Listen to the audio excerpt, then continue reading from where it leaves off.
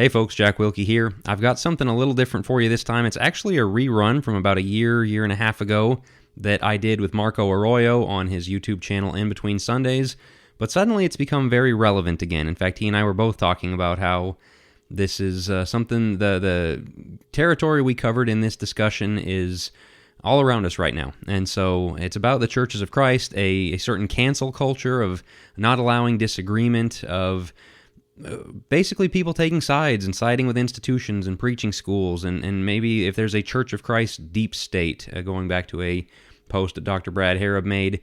And so I'm resharing that. I want to thank Marco for sharing the audio here. If you want to see the video of it, that's linked on my page for this episode on jackwilkie.co, so you can go watch the video there as it's posted to Marco's channel, and I've shared it there.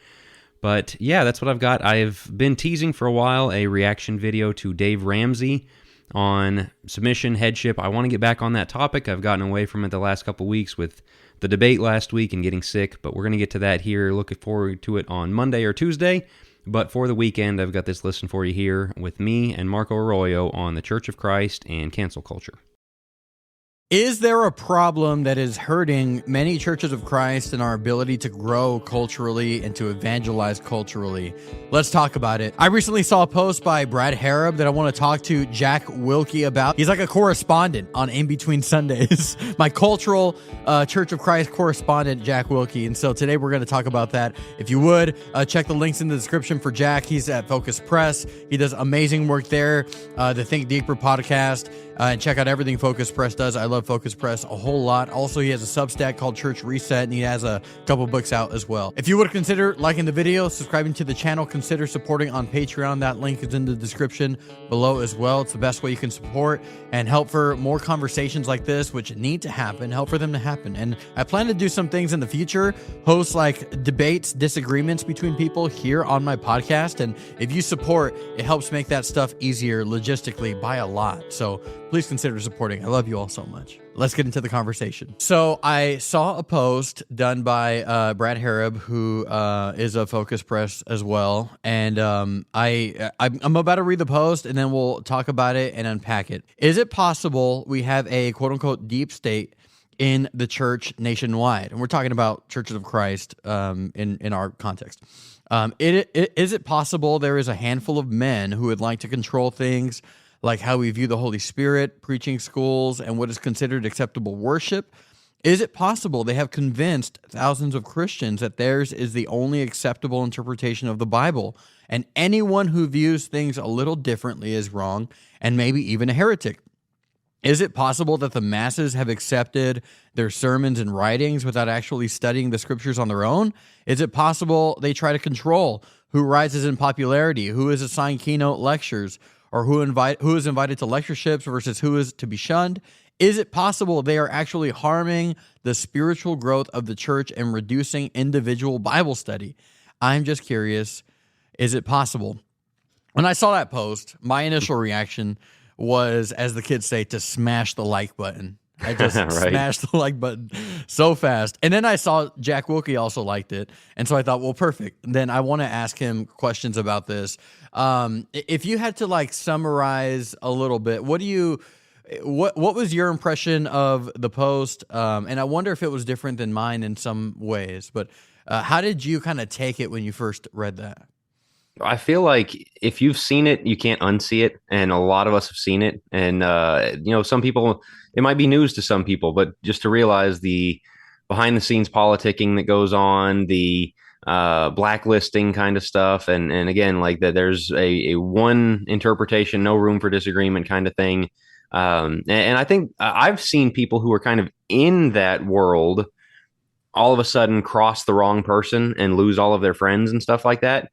And so they get pushed out of it. And there's just this constant, it's a very guarded circle. And so when you see that, and so when you see Brad posting about that, I'm glad he exposed it. Because again, I think it's an open secret kind of thing. We have some of those of things like a lot of people know about it, but nobody talks about it. And when you talk about it, you look like you're complaining, or you look like you're, I've talked about certain things before similarly, and people say, well, you're just mad because you're not on the inside. Like, okay, yeah, I guess, if that's what you want to do with the critique, that's fine. Like, if that's your take on it. But Yeah, it's exposing an open secret that needs to be said because these things do happen.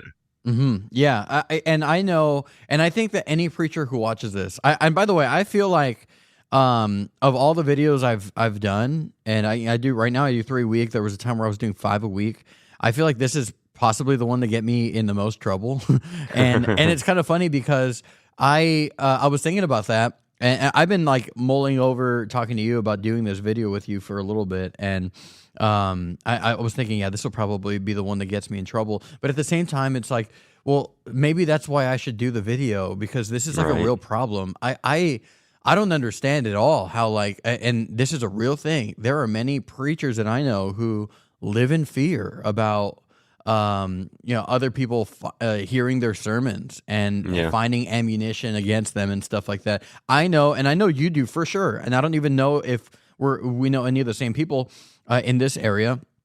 I know so many like preachers that have been exiled from their original groups or like their first work at a preaching school. They're preaching in this area, everything goes well, and then they're like, oh, wait, I think actually this is an incorrect understanding of this verse that we've talked about, or this idea, or I think it extends a little bit further. Then they're like exiled from their group, and now they don't really know anyone. And Right. I mean, you know people like that too, right?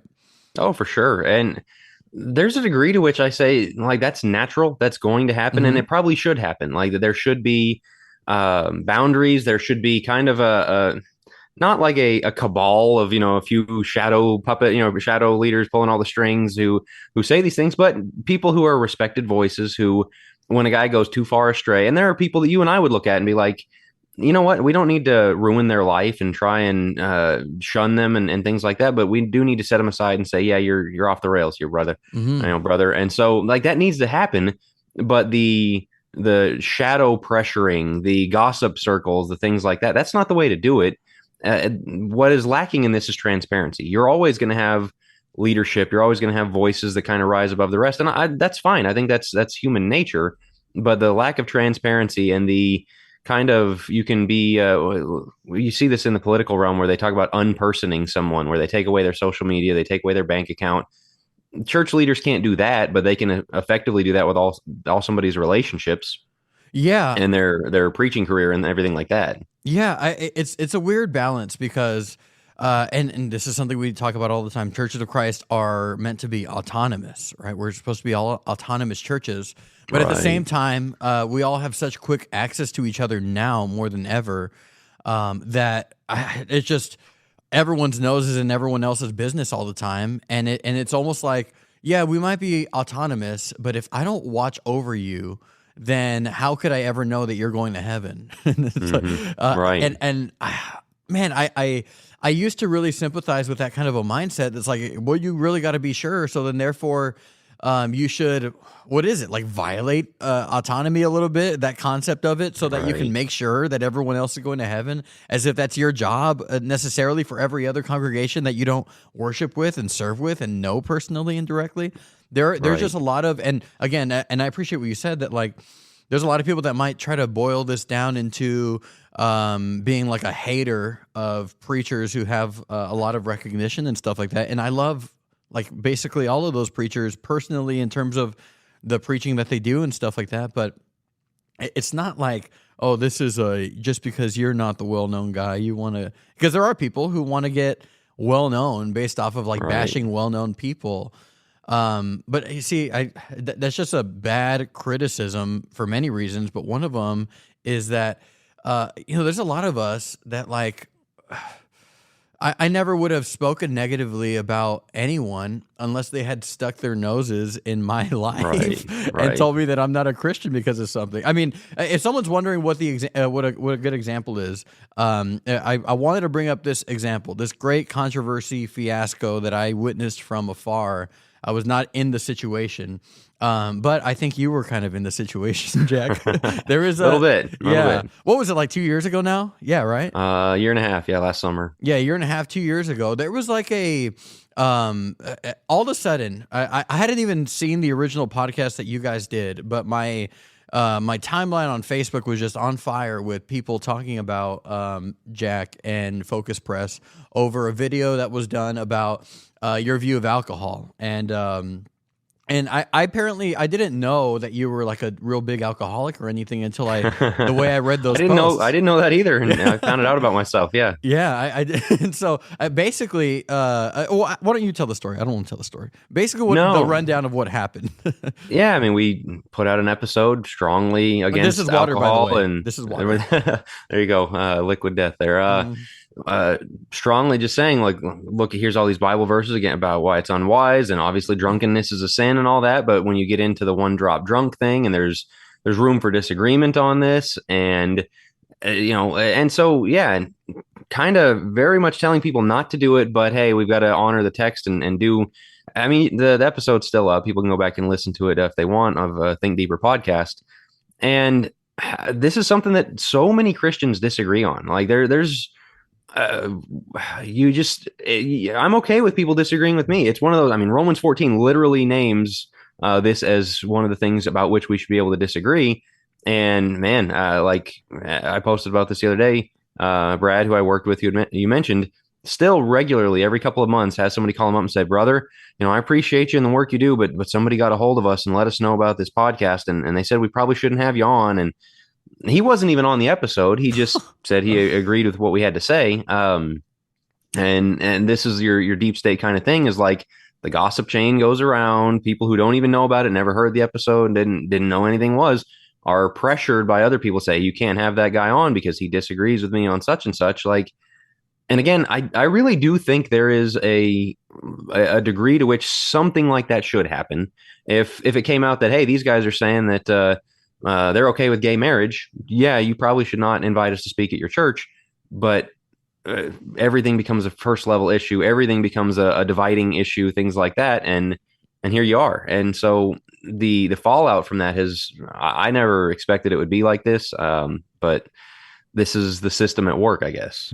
This almost always, like, the people who do this stuff, most of the time, in my experience, most of the time they have some kind of an affiliation with a preaching school or some kind of a school that has a big influence in a certain part of the country.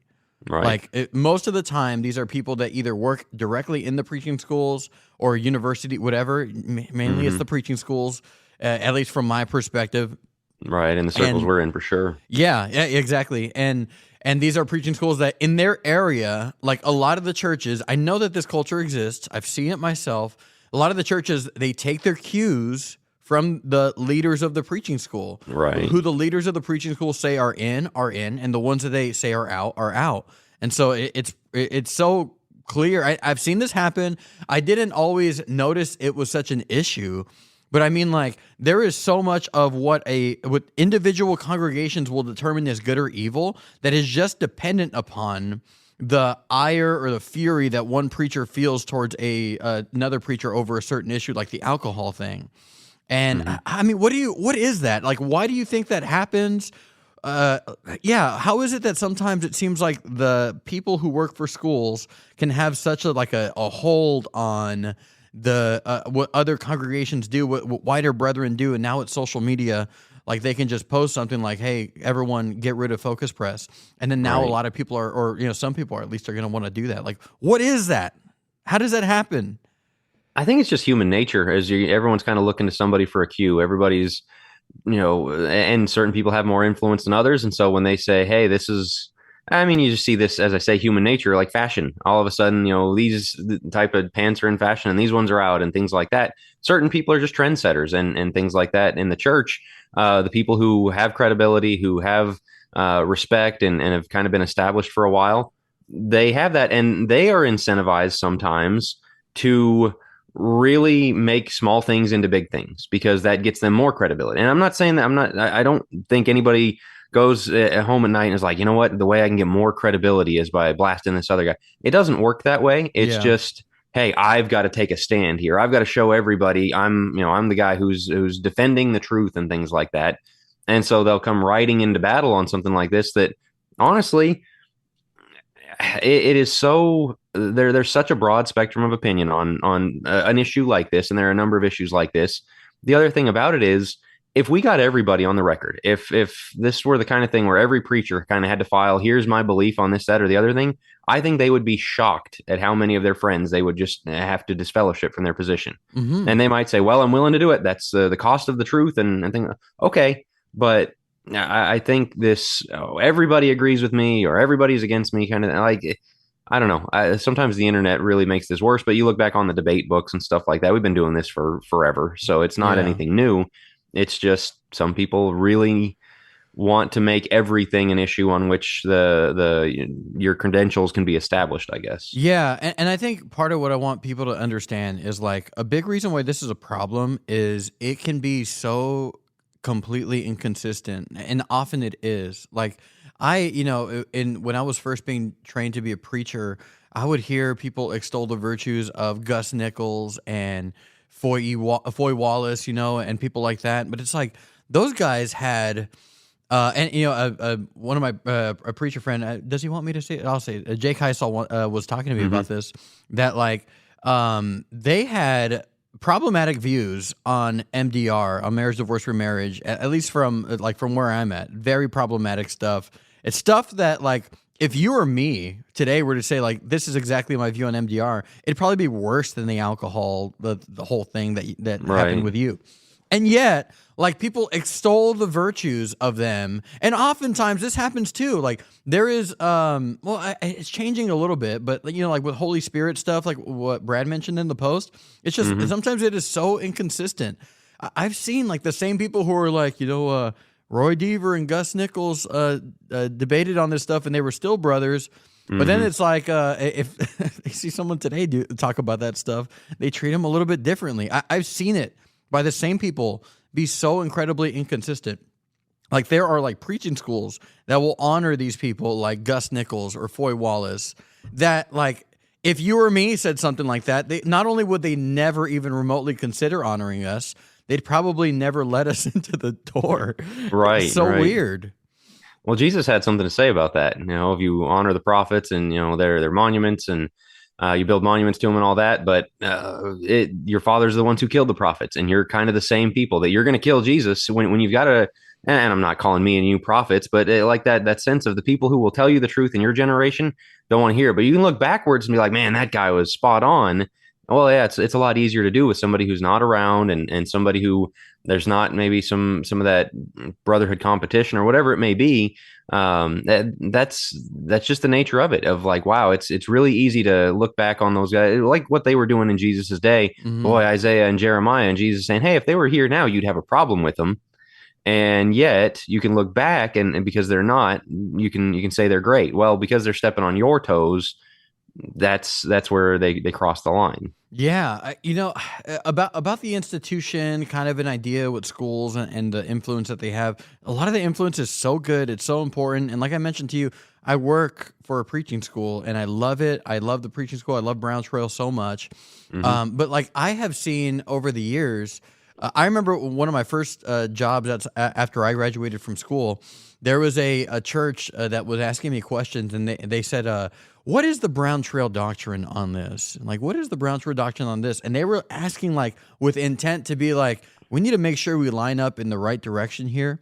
So what is the Brown Trail doctrine? And I remember being like, well, I don't believe that anything that, we do at Brown Trail is wrong. I believe that we preach the truth, we teach the truth and all that. But at the same time, I feel a real problem with the culture of Christians that are just content to say, well, what is the Brown Trail doctrine on this? I don't know how long this culture has existed, but at least it seems to me, and I want to know what you think about this, there seems to have been a replacement of, instead of me searching the scriptures for myself and growing in my relationship with God in this way and coming to conclusions like based off of my own study, there's kind of like been a substitution where it's like, well, they've got it. The preaching schools for sure have got it. And so therefore I'll just figure out what their doctrine is on stuff, and I'm pretty safe to hedge my bets around them. Right? You've seen that, right? What is that? Yeah, the way I like to frame it is it's kind of this view of the Restoration movement that right around 1960, the Restoration finished. Like the project of finding all the perfect doctrine finished. We have the list. The rest of our time is spent defending the list. And so anybody who comes in is like, hey, that thing on the list, what about this thing? No, you're out. Like we have the list, man. Like you're Hmm. questioning dogma, and it's like that's not what's happening here. Like some of these things are still up for debate. Some of them. One of the other things I think that's unhealthy in this is there is a view that we have to agree. That man, and I've had people tell me, well, if you think I'm wrong, then you think I'm teaching falsely. You need to confront me as a brother in error. Like, no, I think you're wrong, and I think you're allowed to be wrong on this. I think Yeah. there's room. Yeah, I hold what I believe because I believe it's right, and there are certain things where I will tell you you can't be wrong about this. But you have to have things where you go, you know what? I mean, that's what Romans 14 exists for, right? The whole thing is Paul saying, you know what? You think he's wrong. He thinks you're wrong. I'm not here to settle the score. You figure out how to work it out among each other, Hmm. not to pick sides and make him do your way or you do his way. And that is generally totally lost. In fact, if you ask people what are Romans 14 issues, for some people there basically aren't any. I've been told that before of like there's really not any at this point. That was a Yeah. first century thing, and the holidays and the Jew Gentile thing that they were bringing together. There has to be. I mean, there's a reason we have that chapter. Yes. I wish more Christians understood this because typically the counter argument sounds so good and it's so bad, which is that the counter argument I've heard is something like, well, look, if this is something that is true and they are wrong about something that is true, you have to tell them. It's like, hold on. You don't always have to tell them. You don't. Jesus Right. even said, I have many things to tell you, but Hmm. you cannot bear them now. Like Right. there were things that Jesus in John 16 there told the disciples, there are things that you really need to know. And you just can't handle them now. So there were Right. true things that were so important, and Jesus said, it is not the time. This is not the best moment to deal with this. And for a lot of people, the best moment is the first moment. Why didn't Jesus say, like, you're not going to be saved? You're not in a saved state. You're not my disciple. You're not one of my followers, Peter, because even now in John chapter 16, you don't understand that the gospel is going to be for the Jews and for the Gentiles. Or why is Hmm. it that Jesus just allowed him to exist with that misunderstanding? Or like prior to Acts chapter 1, that the kingdom's going to be restored to Israel. Jesus doesn't tell him Right. that. Why does Jesus wait until Peter walks on the water and then ends up failing to say, you have little faith, why didn't you doubt? Why didn't Jesus at the very beginning just say, all right, everyone, here's all the essentials, here's all the important Hmm. stuff. You line up with this now or you're out, right? Why did he Right. wait? Why did he piecemeal it? Why did he wait for opportune times? Regardless of what someone's answer is on that, that's just not what I see happening a lot of the time. And people just jump to, hey, I know that you have barely even encountered this idea, but I have been studying this for a long time. So if you don't line up with me right now, you're out. It's Right. crazy. Well, the other thing is like there's subjective things. Like I think hockey's the best sport. Somebody else thinks it's football. Okay, we don't have to argue that until we come to a consensus on it. Till you come my way or me the other way. Yeah. There's other things that like fundamentally you have to get right. And so people are a lot of times when you have this discussion, people say, oh, we're just compromising the truth. No, there's certain truths you have to get right. My or homeschooling my daughter, 2 + 2 has to be 4. Like she's Hmm. going to have a lot of problems down the road if she's not getting that one right. On the other hand, if at right now at 6 years old she thinks that Abraham Lincoln was the 9th president, yeah, she's wrong, but it's not that big of a deal that she's wrong. Maybe she'll figure it out later. To your point of like she'll grow into that knowledge. If she never gets that one right, if she grows up and can't ever tell you what number president he was, I think it was 16, but I might be wrong. See, it doesn't Hmm. matter that much, right? There are certain things that don't matter that much, and the other thing is the place of grace, that God gives grace, that you're wrong on certain things. I mean, we really need to think heavily about Matthew 7:2. The standard you use on others is the one that's going to be used to you. And if your standard is every little nitpick on which I could prove that you're wrong is going to put you on the boundaries of hell, that's the standard that's going to be used on you. That we need to be really careful with that. Yeah, and that's a terrifying thought. I do also want to make a point, and this is actually not even the main thing here, but part of this it does matter. I know a lot of I've heard preachers tell me like, Marco, I would love to have a YouTube channel and like do stuff like that. I think there's a lot of things that needs to be said, and like my sphere of influence would love to hear that, but I just don't want stuff out there. I don't want to say Yeah, stuff and be in the public eye, and I want under and the microscope. yeah, and I wish people knew I'm not like a public eye person. I just have a real heart for this stuff. But when I see like preacher drama happen out there, I'm like, dude, I'm glad it's them because Yeah, I hate that stuff. But this culture has not, it might, it absolutely has quenched the fire in many people to engage in some kind of a more public ministry, which I know you and me both talk about this, that we in the Church of Christ are hurting for public ministries like online on YouTube and stuff like that. We need like a more of a cultural presence, and we have basically nothing. And a lot of the time, I know this is because there are preachers that go, if I start putting my stuff out there, it's just a matter of time. It's just a matter of time before I say something that's not like, I don't believe that Jesus is the Son of God anymore, but like, hey, I don't think that all drinking just immediately sends you to hell. For that, there are preachers that will lose their jobs, they will lose their friends, they'll lose the connection to the preaching school that they went to. That stuff happens. There's so much of a negative impact that this culture has. Right. Well, and I mean, honestly, I'm a little worried for you. I mean, you chose to bring it up, but you might hear back for yourself on that. Yeah. Like, and you didn't even establish what you said, as long as, or other than it's up for debate, and that's enough to write you into hell for some people. I know another guy, the raging eschatology debates that have been going on in the last 10 years. He just preached a sermon on here's how I think it is. And there were some concerns in the congregation. Well, then another local congregation heard about it, and that thing started spreading, like you're saying. And it got to the point where there was, his own elders said, well, we don't love the controversy, but we're going to stand behind you.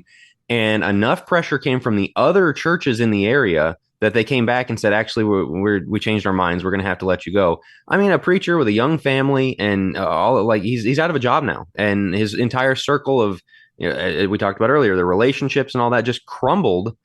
And it's exactly what you're talking about. Why on earth would he say anything to anybody ever again? Yeah, it's like, you're not allowed to. And that's the thing of things like this podcast, things like that. You're thinking out loud sometimes. You go try talking into a microphone for an hour a week, or sometimes 3 for what you're doing here. You're going to say something at some point that somebody's going to have a problem with. Yeah. Like the idea that if you heard every internal thought of my mind on the Bible 24/7, that we would all agree all the time, that's not going to happen. And so you have to create a system in which there's a little bit of room to allow for each other on those things. Yeah, and if anyone has a problem with me saying like, hey, I think I could have full fellowship with Jack, even though he has this view, and it may or may not be mine. I'm not even going to say what my view is. Just you don't need to. Yeah, I don't have to. But even if if someone does have a problem with that, then here's what you can do. You can be brotherly, and you could just talk to me about it. And I know a lot of these people wouldn't talk to me. Like, they wouldn't talk to you. Like, the people in our situation who do something public and say something that they have a problem with, a lot of times they just go straight to the disfellowship. I've seen it happen. Yeah. I saw it happen with the alcohol thing. They go straight to the disfellowship, to the public thing, and they go, well, it happened publicly. I even saw someone say, it happened publicly, so we addressed it publicly, and I don't have to talk to them privately because they did it publicly. It's like, okay, well, then you're just unbrotherly. Like, if you're going to say, I don't have to do it, therefore I won't do it, when it comes to a relationship with my brother in Christ, then who needs enemies when you have brothers like that? It's the craziest thing. I know that I'm so loved here at the church here at Seagoville, and I know that I love the brethren here so much that I know preachers who they'll disfellowship other preachers like me over something like this. But they won't when they have far more brethren in the pews that they preach for who believe this stuff. They show them a lot of patience. I wonder why sometimes, but I see this happen. Like, they'll do this to you, but they won't do this to all their Facebook followers. They won't do this to all the supporters of their schools.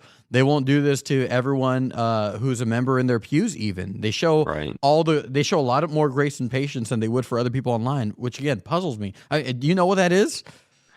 I mean, I think teachers and those that put themselves forward as teachers are held to a higher standard, and that's fair. But on the other hand, it doesn't absolve you of the obligation to do it graciously and brotherly, as you said. And that's what I was getting at earlier. If we could just put everybody down for where they stood on an issue, I think some of these people would be shocked at how many overlapping, and not just one issue, but dozens of issues that they would have problems with the people in their friendship, their preacher friends, their congregation, their eldership, things like that. There has to be a diversity of opinion. If you don't have a diversity of opinion, you end up in fellowship with about 3 people and patting yourselves on the back for how pure you are, and that's just unhealthy. Yeah, absolutely. So as we end, the easiest question is this: is how do you fix this? How do you stop this thing from happening? Where, like, there's a trend, I see the trend happening. No, I also the trend of like, where someone from like a big name says something about Focus Press, and then a bunch of people jump on the bandwagon there, and then typically the support is silent support because people are scared of bucking what the big name people are saying and stuff like that. Yeah, what do you think? Maybe it's more than one answer, but like, how do you fix that kind of a issue, and how do you get that kind of a culture to a culture of like, let's at least talk to one another about it. Let's at least reach out to each other personally about it and seek an understanding of one another, and then hash this stuff out, which we should hash it out. Like you and I aren't disagreed on that. We should hash it out. We should have the conversations, but not just like shut it down before it even starts. I don't know. What do you think? What do you think are some of the ways to fix this? I mean, obviously, prayer is the first answer for everything, but the two qualities beyond that are patience. This didn't get this way overnight. It doesn't heal overnight. There's going to be a lot of this going on. The other is courage, and I appreciate you having this conversation. It takes courage to do it. You brought up the high saws. Those guys have way more courage than I do. I mean, they float into some really tough conversations, and I really appreciate that they do. Because of exactly what you said, there's so many folks that are afraid, and like that guy I brought up, they lose their job, they lose their friends, they lose family relationships, things like that. It's hard, and so asking every guy to take those stands, it's not fair, and I don't mean to do that. But on the other hand, if you have the opportunity, if one of your buddies gets canceled that way, don't ride the fence. The cancellation, the slander, the gossip, the things like that, that's way worse. Have the courage to be the guy that puts a stop to the gossip circle, and to take a stand with your brother, things like that. It's just, there's a sense in which this is just schoolyard bullying, and the answer to that is standing up to it. And so, patience and courage, I say, are the two qualities we need. Yeah, I think there does need to be an element where like, when someone does experience the ire, they go, okay, all right, just go ahead. You're going to do what you're going to do. I'm not worried about it. I'm not going to shell up. I'm not going to run for cover, run scared. Like for me, for example, I love Jake. I love Mike a lot. And, I definitely disagree with them on some stuff, but like, I love them a lot. And I've had people call me, and I've told, call me and be like, hey, I saw this video or whatever. And I'll go, hey, I actually know them though. I actually know them, and I love them. And I've talked to them about this stuff, and we talk about this stuff a lot. And I don't know. I think I'm behaving pretty brotherly. And again, a lot of people. I had one guy call me, and if you're watching this, I love you too. But I had someone call me and be like, "Hey, you're friends with this preacher, and he believes some weird stuff about this area." And he's like, "How could you really justify being friends with that guy?" And I told this guy like, you believe something even weirder than he does, and I'm friends with you. Right? Like, how we not apply this equally here? Right. It was weird. 7-2 again. I told the only difference is you think that you're right about that thing, but it is even worse if you're wrong than what that guy believes. Right. What are we talking about here? This stuff happens all the time. So I don't know. For me, I just feel like if it does happen to you, it's not the end all be all. They're not the ones who decide whether or not you're a child of God who is saved by God's grace. But number two, I do think that other people need to be more vocal about their support. Yeah, I really do think so. Any parting thoughts before we get out of here? Yeah, I mean, it's just on a long enough timeline. God sees, God handles these things. Yeah, I mean, we've taken serious hits at Focus Press over the stuff we've had the controversies on. Yeah, it's not great. There's parts of it where like, man, should we have said, should we tone things down now? You just try and be faithful and let God handle the rest. He'll take care of that stuff. Yeah. Like, let's extend some grace to each other. Let's do this. Let's agree to extend the grace to each other that our God is willing to extend to us. That would be pretty nice. And I think that's biblical too. That's got to be somewhere in the Bible, right? There you go. It's got to be somewhere in there. But yeah, if we did that, and which is what we are literally called to do, how could we act like this? Again, I'm thankful that God doesn't he's not so quick to just take away his relationship with me when he sees that there's a fault in me, something I did before his sight. So yeah, maybe that's just the parting encouragement. But Jack, again, thank you so much, man. I really appreciate it.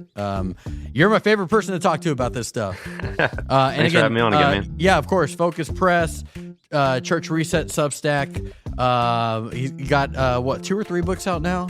Sunday School Catch Up, Church Reset, and there was another one.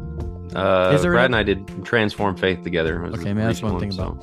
Yeah. Okay, and then I will say, Think Deeper podcast last week and this did a 2-part arc on the Churches of Christ, left wing and right wing, and so it very much touches on similar subject matter. So check that out. Awesome. Yeah, and that's on Focus Press, right? Think Deeper podcast. Yeah. All right. Well, thank you so much. Goodbye, everybody.